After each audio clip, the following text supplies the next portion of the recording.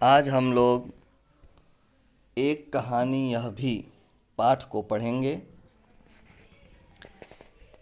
इस पाठ में लेखिका श्रीमती मन्नू भंडारी अपनी आत्मकथा लिख रही हैं। जन्मी तो मध्य प्रदेश के भानपुरा गांव में थी, लेकिन मेरी यादों का सिलसिला शुरू होता है अजमेर के ब्रह्मपुरी मोहल्ले के उस 2 मंजिला मकान से, जिसकी ऊपरी मंजिल में पिताजी का साम्राज्य था, जहाँ वे निहायत अव्यवस्थित ढंग से फैली बिखरी पुस्तकों, पत्रिकाओं और अखबारों के बीच या तो कुछ पढ़ते रहते थे या फिर डिक्टेंशन देते रहते थे। नीचे हम सब भाई बहनों के साथ रहती थी। हमारी बेपढ़ी लिखी व्यक्तित्वविहीन माँ सवेरे से शाम तक हम सब की इच्छाओं और पिताजी की आज्ञाओं का पालन करने के लिए सदैव तत्पर। अजमेर से पहले पिताजी इंदौर में थे, जहाँ उनकी बड़ी प्रतिष्ठा थी, सम्मान था, नाम था। कांग्रेस के साथ साथ वे समाज सुधार के कामों से भी जुड़े हुए थे। शिक्षा के वे केवल उपदेश ही नहीं देते थे, बल्कि उन दिनों 8-8, 10-10 विद्यार्थियों को अपने घर रख कर पढ़ाया है, जिनमें से कई तो बाद में ऊंचे ऊंचे ओहदों पर पहुँचे। ओहदे मीन्स होता है पद। ये उनकी खुशहाली के दिन थे और उन दिनों उनकी दरिया दिली के चर्चे भी कम नहीं थे। एक ओर वे बेहद कोमल और संवेदनशील व्यक्ति थे, तो दूसरी ओर बेहद क्रोधी और अहमवादी। पर यह सब तो मैंने केवल सुना, देखा तब तो इन गुणों के भग्नावशेषों को ढोते पिता थे। एक बहुत बड़े आर्थिक झटके के कारण वे इंदौर से अजमेर आ गए थे, जहां उन्होंने अपने अकेले के बलबूते और हौसले से अंग्रेजी हिंदी शब्दकोश विषयवार के अधूरे काम को आगे बढ़ाना शुरू किया, जो अपनी तरह का पहला और अकेला शब्दकोश था।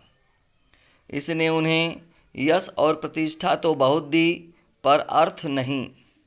यहाँ अर्थ का अर्थ है रुपया, पैसा, धन दौलत नहीं।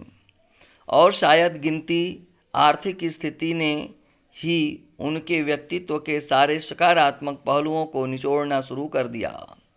सिकुड़ती आर्थिक स्थिति के कारण और अधिक विस्फारित उनका अहम उन्हें इस बात तक की अनुमति नहीं देता था कि वे कम से कम अपने बच्चों को तो अपनी आर्थिक विवशताओं का भागीदार बनाएं।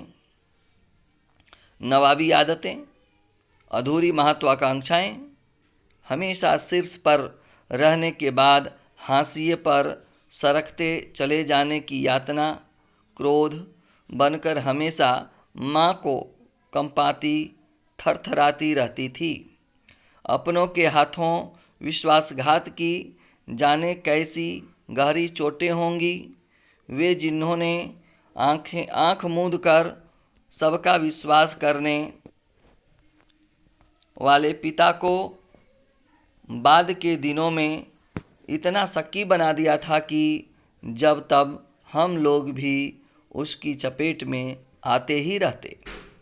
पर यह पितृगाथा मैं इसलिए नहीं गा रही कि मुझे उनका गौरव गान करना है, बल्कि मैं तो यह देखना चाहती हूँ कि उनके व्यक्तित्व की कौन सी खूबी और खामियाँ मेरे व्यक्तित्व के ताने बाने में गुथी हुई हैं, या कि अनजाने अनचाहे किए उनके व्यवहार से मेरे भीतर किन ग्रंथियों को जन्म दे दिया।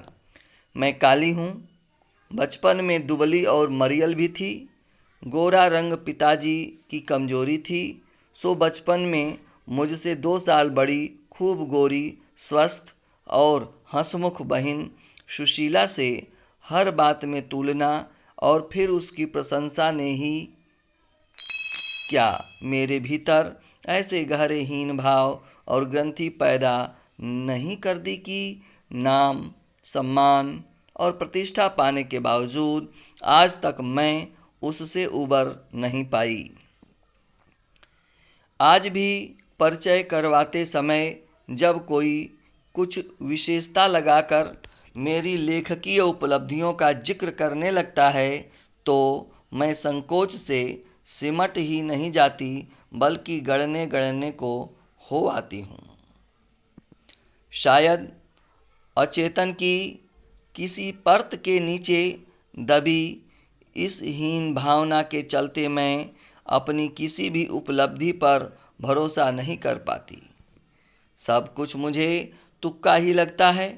पिताजी के जिस शक्की स्वभाव पर मैं कभी भन्ना भन्ना जाती थी, आज एकाएक अपने खंडित विश्वासों की व्यथा के नीचे मुझे उनके शक्की स्वभाव की झलक ही दिखाई देती है। बहुत अपनों के हाथों विश्वासघात की गहरी व्यथा से उपजा शक, होश संभालने के बाद से ही जिन पिताजी से किसी न किसी बात पर हमेशा मेरी टक्कर ही चलती रहती रही, वे तो न जाने कितने रूपों में मुझ में हैं। कहीं कुंठाओं के रूप में, कहीं प्रतिक्रिया के रूप में, तो कहीं प्रतिछाया के रूप में। केवल बाहरी भिन्नता के आधार पर अपनी परंपरा और पीढ़ियों को नकारने वालों को क्या सचमुच इस बात का बिल्कुल एहसास नहीं होता कि उनका आसन्न अतीत किस कदर उनके भीतर जड़ जमाए बैठा रहता है। समय का प्रवाह भले ही हमें दूसरी दिशाओं में बहा कर ले जाए, स्थितियों का दबाव भले ही हमारा रूप बदल दे, हमें पूरी तरह उससे मुक्त तो नहीं ही कर सकता। पिता के ठीक विपरीत थी हमारी बेपढ़ी लिखी माँ। धरती से कुछ ज़्यादा ही धैर्य और सहन शक्ति थी शायद उनमें। पिताजी की हर ज्यादती को अपना प्राप्य और बच्चों की हर उचित अनुचित फरमाइश और जिद को अपना फर्ज समझकर बड़े सहज भाव से स्वीकार करती थी। उन्होंने जिंदगी भर अपने लिए कुछ मांगा नहीं, चाहा नहीं, केवल दिया ही दिया।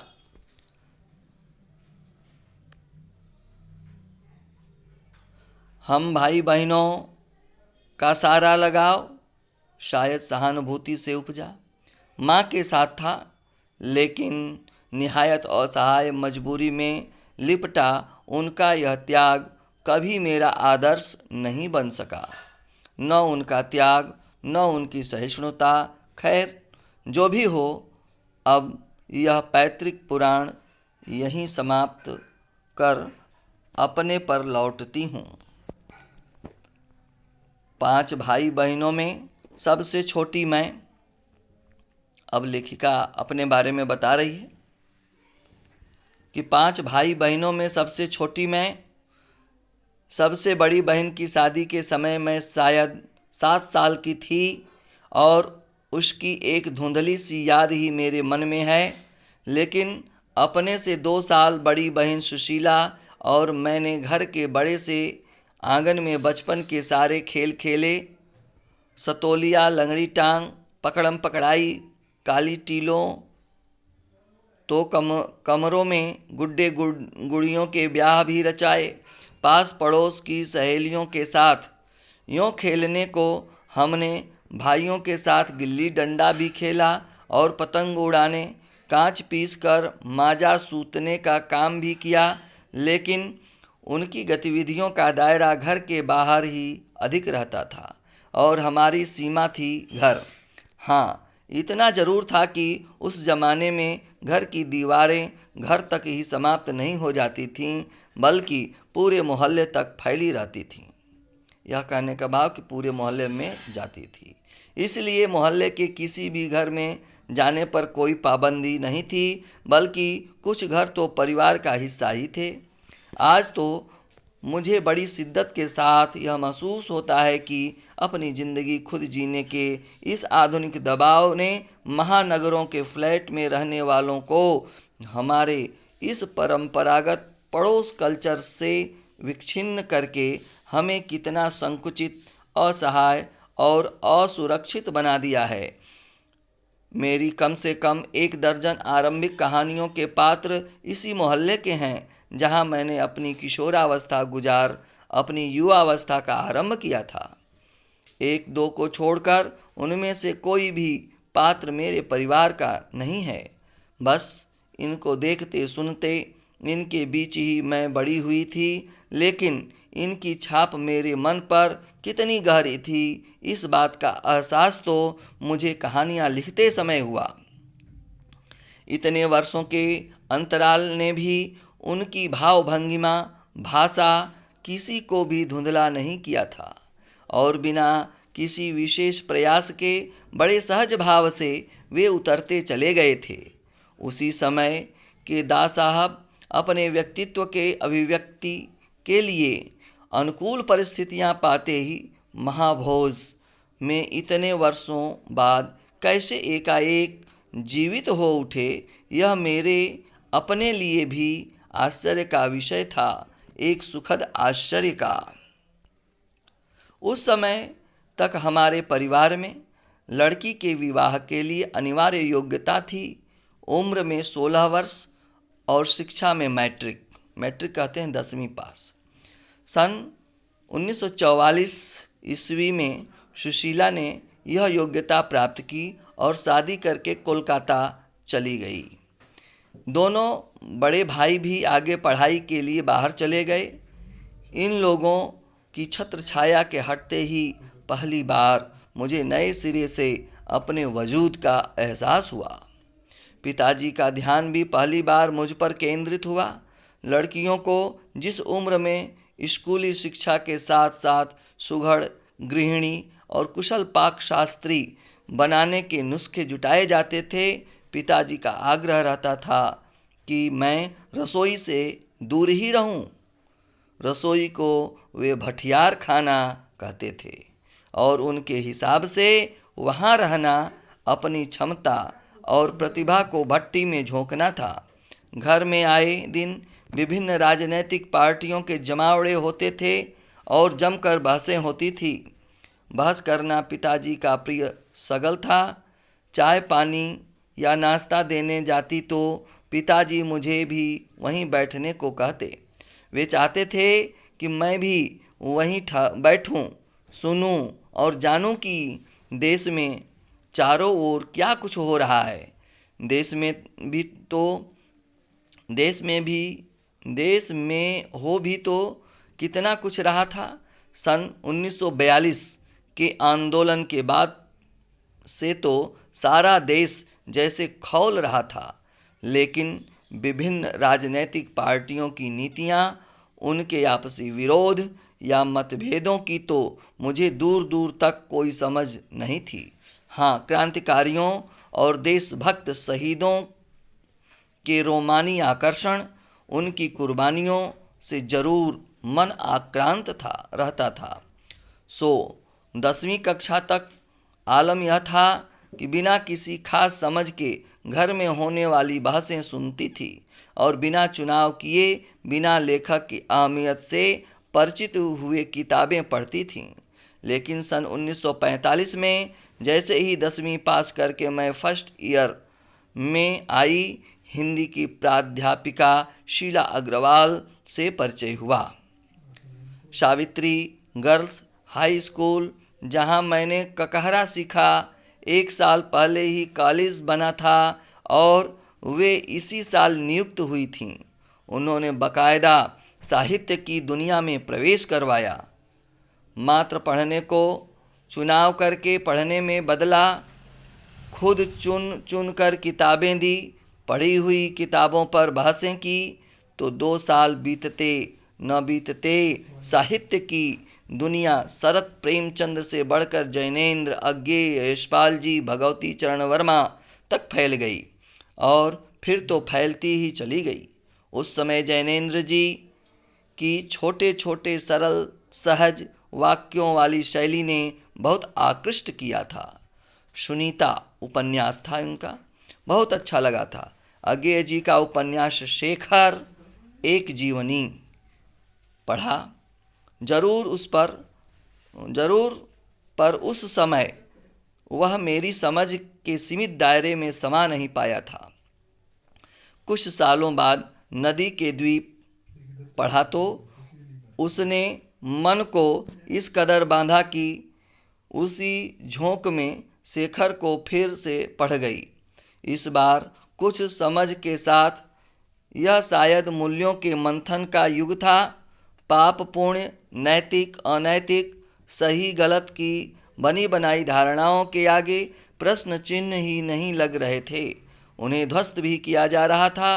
इसी संदर्भ में जैनेन्द्र का त्यागपत्र, भगवती बाबू का चित्रलेखा पढ़ा और शीला अग्रवाल के साथ लंबी लंबी बहसें करते हुए उस उम्र में जितना समझ सकती थी समझा।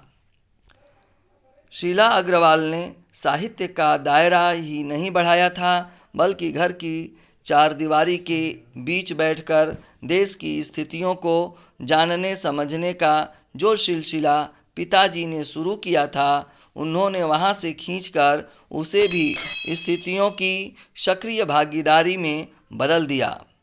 सन 1946 से 47 के बीच के दिन वे स्थितियाँ, उसमें वैसे भी घर में बैठे रहना संभव था भला।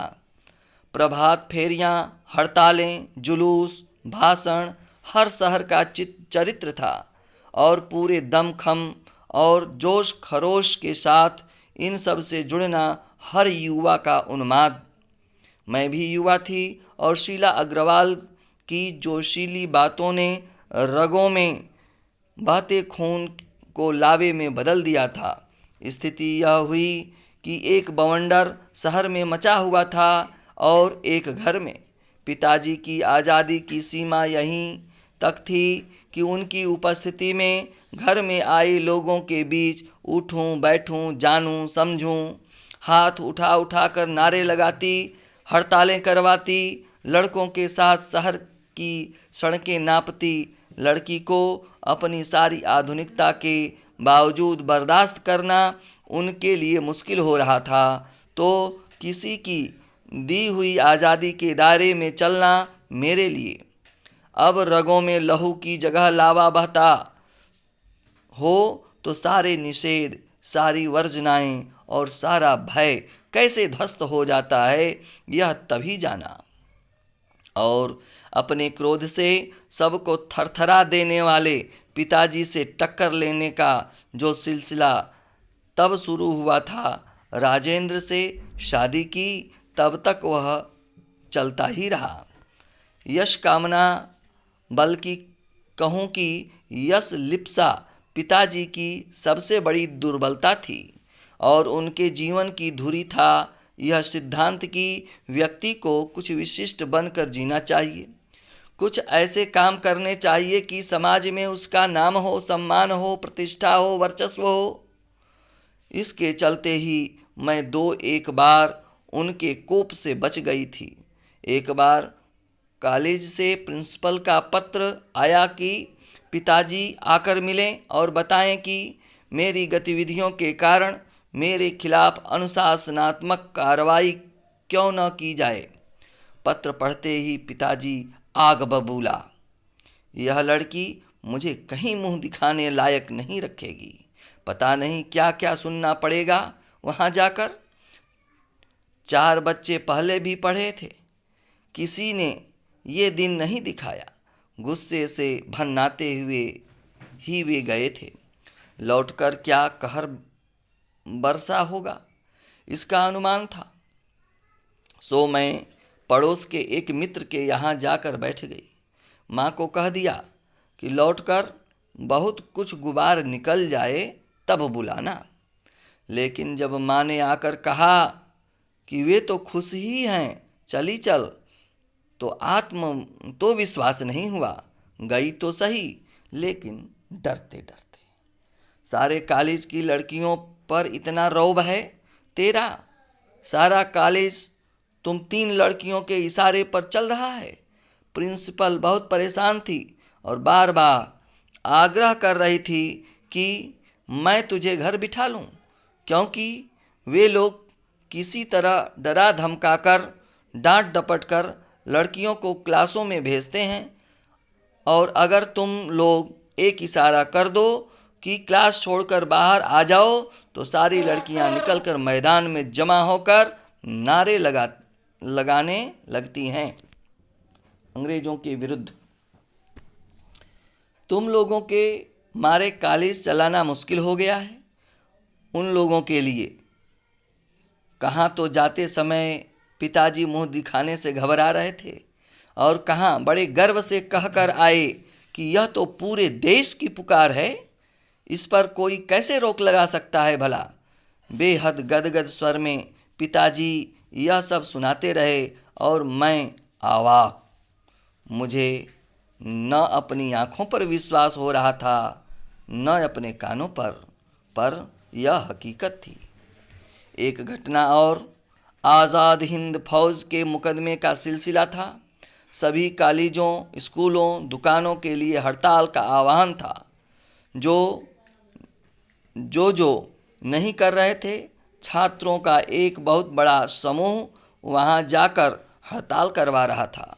शाम को अजमेर का पूरा विद्यार्थी वर्ग चौपड़, मुख्य बाजार का चौराहा, उस चौपड़ पर इकट्ठा हुआ और फिर हुई भाषणबाजी।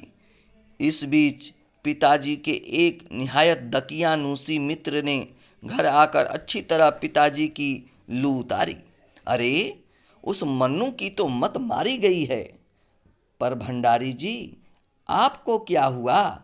ठीक है, आपने लड़कियों को आज़ादी दी, पर देखते आप जाने कैसे कैसे उल्टे सीधे लड़कों के साथ हड़तालें करवाती, हुड़दंग मचाती फिर रही है वह।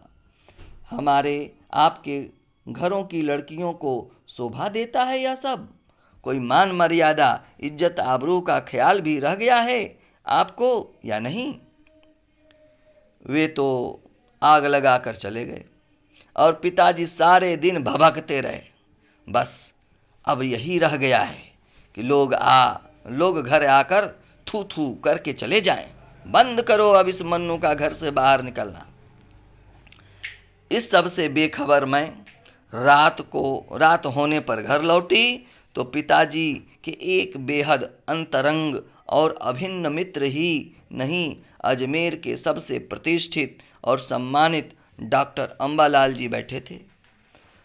मुझे देखते ही उन्होंने बड़ी गर्मजोशी से स्वागत किया। आओ आओ मन्नू। मैं तो चौपड़ पर तुम्हारा भाषण सुनते ही सीधा भंडारी जी को बधाई देने चला आया। एक मित्र तो वैसे थे जो भड़का करके गए थे, अब ये मित्र एक ऐसे हैं जो उसी पर बधाई दे रहे हैं। I am really proud of you. क्या तुम घर में घुसे रहते हो भंडारी जी? अरे, घर से निकला भी करो। You have missed something. और वे धुआंधार तारीफ करने लगे। वे बोलते जा रहे थे और पिताजी के चेहरे का संतोष धीरे धीरे गर्व में बदलता जा रहा था। भीतर जाने पर माँ ने दोपहर के गुस्से वाली बात बताई तो मैंने राहत की सांस ली। आज पीछे मुड़कर देखती हूँ तो इतना तो समझ में आता ही है, क्या तो उस समय मेरी उम्र थी और क्या मेरा भाषण रहा होगा। यह तो डॉक्टर साहब का स्नेह था जो उनके मुंह से प्रशंसा बनकर बह रहा था। या यह भी हो सकता है कि आज से 50 साल पहले अजमेर जैसे शहर में चारों ओर से उमड़ती भीड़ के बीच एक लड़की का बिना किसी संकोच और झिझक के यूं धुआंधार बोलते चले जाना ही इसके मूल में रहा हो। पर पिताजी कितनी तरह के अंतर विरोधों के बीच जीते थे वे। एक और विशिष्ट बनने और बनाने की प्रबल लालसा, तो दूसरी ओर अपनी सामाजिक छवि के प्रति भी उतनी ही सजगता। पर क्या यह संभव है क्या पिताजी को इस बात का बिल्कुल भी एहसास नहीं था कि इन दोनों का तो रास्ता ही टकराहट का है। सन 1947 के मई महीने में शीला अग्रवाल को कॉलेज वालों ने नोटिस थमा दिया। लड़कियों को भड़काने और कॉलेज का अनुशासन बिगाड़ने के आरोप में। इस बात को लेकर हुड़दंग न मचे, इसलिए जुलाई में थर्ड ईयर की क्लासेज बंद करके हम 2-3 छात्रों का प्रवेश निषिद्ध कर दिया। हुड़दंग तो बाहर रहकर भी इतना मचाया कि कॉलेज वालों को अगस्त में आखिर थर्ड ईयर खोलना पड़ा। जीत की खुशी पर सामने खड़ी बहुत बहुत बड़ी चिर प्रतीक्षित खुशी के सामने यह खुशी बिला गई। शताब्दी की सबसे बड़ी उपलब्धि 15 अगस्त 1947 को अपना देश आज़ाद हो